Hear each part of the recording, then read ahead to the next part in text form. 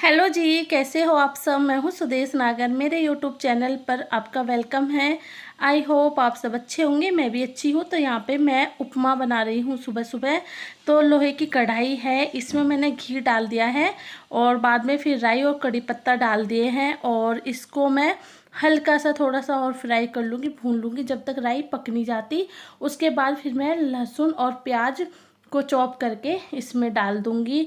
और आज मैं ब्रेकफास्ट इसलिए सुबह जल्दी बना रही थी क्योंकि मैं अभी थोड़े से घर की डीप क्लीनिंग में लगी हुई हूँ। तो आपने मेरे कल के व्लॉग में देखा होगा कि मैंने थोड़ा सा घर को साफ़ किया था और आज मैं थोड़ी धुलाई करूँगी घर की। तो उसकी वजह से अगर मैं ब्रेकफास्ट से पहले घर की क्लीनिंग करूँगी तो काम बहुत ज़्यादा हो जाएगा। और हस्बैंड जाएंगे फैक्ट्री तो उनको भी ब्रेकफास्ट नहीं मिल पाएगा। तो इस वजह से मैंने सोचा कि पहले मैं ब्रेकफास्ट बना लेती हूँ, बच्चे और हस्बैंड आराम से अपना ब्रेकफास्ट कर लेंगे और फिर मैं अपने क्लीनिंग में लग जाऊँगी। तो यही होता है घर में अगर बच्चे भी रहते हैं, क्योंकि उनको भी सुबह उठते ही कुछ ना कुछ चाहिए होता है खाने के लिए। तो पहले ये चीज़ें बेसिक जो चीज़ें वो निपटा लेनी चाहिए। उसके बाद अगर हम किसी काम में लग रहे हैं वो करना चाहिए। अगर आपके पास मतलब कि आप अगर रोज़ ही अपनी क्लीनिंग कर रहे हो, झाड़ू पोछा बर्तन वगैरह जो भी सुबह का काम होता है, नहाना धोना, तो उसमें ज़्यादा टाइम नहीं लगता है। लेकिन अगर हम डीप क्लीनिंग करते हैं, कोई चीज़ एक्स्ट्रा करते हैं तो उसमें बहुत टाइम लग जाता है। तो उसकी वजह से सबसे पहले मैं बना रही हूँ ब्रेकफास्ट, फिर मैं और कामों में लगूंगी। और बाहर बादल गरज रहे थे, अब बारिश होने लगी है तो मौसम बहुत अच्छा हो जाता है। मतलब जब बारिश होती है तो अंदर तक भी ठंडा ठंडा सा फील होता है और पंखे पंखे में बहुत अच्छा लगता है। वरना अभी इतनी गर्मी हुई है इस साल, बहुत बुरा हाल हो गया है। मैं तो ज़्यादातर बाहर निकली ही नहीं गर्मियों में, क्योंकि मैं मार्केट गई थी एक दिन तो मुझे चक्कर आ गए थे, इतना बुरा हाल हो गया था। भगवान पता नहीं लोग कैसे, जो हमसे नीचे के लोग होते हैं जिनका बाहर रोड पे ही काम होता है, वो उन्होंने कैसे इस बार की गर्मी निकाली होगी। तो बहुत ज़्यादा ग्लोबल वार्मिंग हो रही है इस बार। तो चलिए यहाँ पे मैंने मेरी प्याज जो है वो भुन गई थी। फिर मैंने इसमें नाप के 1.5 कटोरी के आसपास सूजी डाल दी और इसको मैं फ्राई कर लूँगी, हल्का सा भून लूँगी, ब्राउन कर लूँगी, जिससे कि जो उपमा में कच्चापन है वो नहीं आए। और यहाँ पे फिर मैंने चाय रख दी है, क्योंकि उपमा अच्छा लगता है चाय के साथ। और चाय मैं बस अपने और हस्बैंड के लिए बना रही थी, बच्चों को दूंगी मैं दूध। तो यहाँ पे मेरी एक उस पे बर्नर पे चाय है, एक पे मेरे सूजी को मैं ब्राउन कर रही हूँ और दूसरे बर्नर पर मैंने पानी को उबलने के लिए रख दिया है। पानी उबलता हुआ पानी ही उपमा में डलना चाहिए। तो उसमें मैंने नमक और नींबू डाल दिया है पानी में। और वहाँ पे साइड में पानी उबल रहा है। यहाँ पे मेरे हस्बैंड आज कर रहे थे पूजा, क्योंकि मैंने आपको बताया कि आज मैं थोड़ी सी ज़्यादा अच्छे से घर की सफाई करूँगी।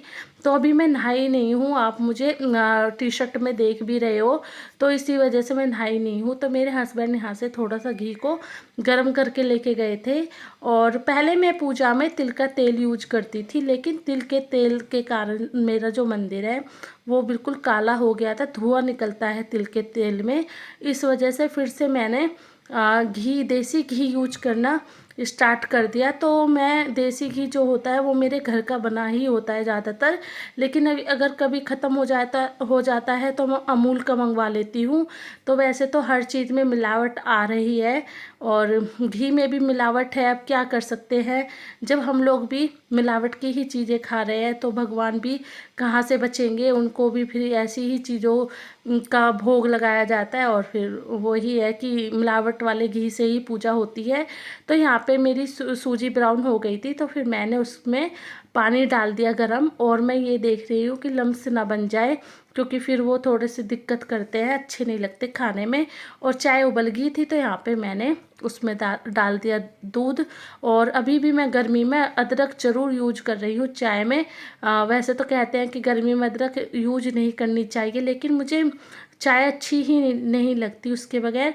और यहाँ पे फिर मैं किचन टॉप को भी साथ के साथ ही साफ़ कर रही थी, जिससे कि मतलब साथ के साथ अगर कोई चीज़ हम कर देते हैं तो फिर वो मतलब ईजी हो जाती है। अगर हम बाद में करते हैं तो थोड़ा सा मतलब वो है कि मतलब साथ के साथ ही चीज़ें कर देते हैं तो ज़्यादा अच्छे से हो जाती है। यहाँ पे उपमा बन गया था, चाय भी मेरी बन गई है और मैं हस्बैंड को उपमा दे रही हूँ। टूटू गया है नहाने के लिए और मिष्का भी सो रही है, तो थोड़ी देर में जब उठेगी, जब उसको ब्रेकफास्ट दूंगी, तो यहाँ पे फिर मैं हस्बैंड को दे रही हूँ ब्रेकफास्ट। और अब होने लगी थी बारिश, तो ये देखिए मैंने मन बना लिया था घर की धुलाई करने का, तो क्लीनिंग भी नहीं की है, अभी आप देख रहे हो। और बारिश होने लगी तो मैं जो मेरे धुले हुए कपड़े थे, जो मैंने अभी सुबह धोए थे, वो फिर मैं अंदर ले आई, क्योंकि बाहर गैलरी में बारिश हो रही थी।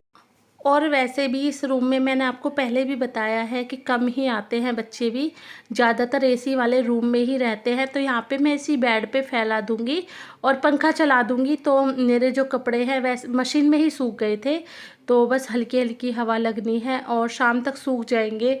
और अभी मुझे एक स्लॉट और भी लगाना है कपड़ों का, तो देखती हूँ अगर बारिश बंद हो जाती है तो फिर मैं वो भी लगा दूँगी, अगर नहीं होती है तो फिर मैं कल लगाऊंगी। लेकिन मैं भी घर की जो धुलाई है वो तो ज़रूर करूँगी, क्योंकि फिर मतलब कभी कभी मन नहीं करता, मतलब इन चीज़ों के लिए रोज़ मन नहीं करता है, कभी कभी करता है। तो जिस दिन अगर मन करे डीप क्लीनिंग का, उस दिन थोड़ी कर देनी चाहिए।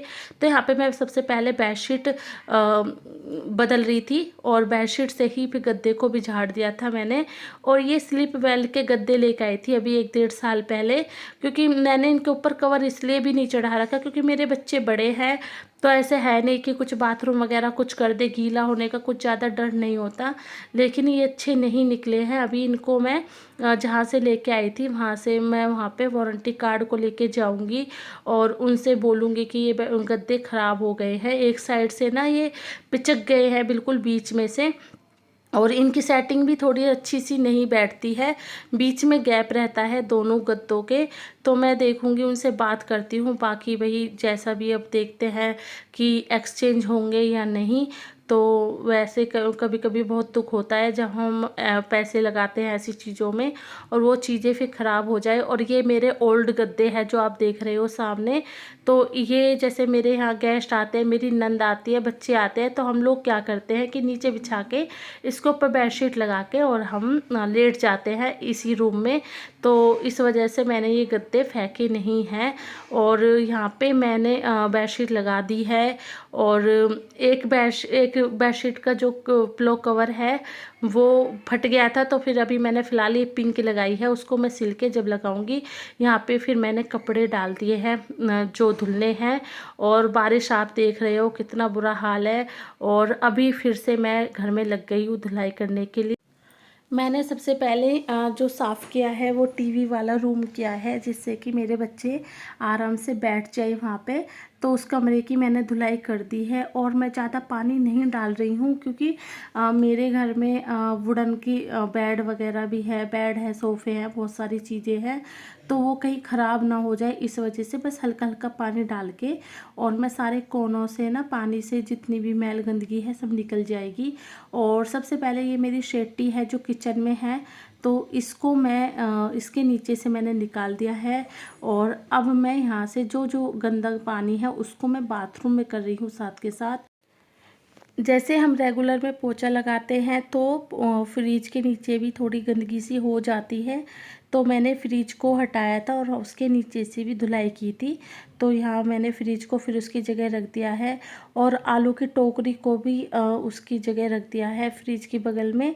और यहाँ पे जो मैंने अभी मैट धोए थे 1-2 दिन पहले, वो सूख गए हैं, तो उनको फिर मैं यहाँ पे लगा रही हूँ। और मिष्का लेके आई थी दूध, जो भी आपने शेटी पर डोलची रखी हुई देखी थी, तो वो मैंने गर्म होने के लिए डाल दिया है। तो ये देखिए मतलब खूब अच्छे से सफाई हो गई है घर की।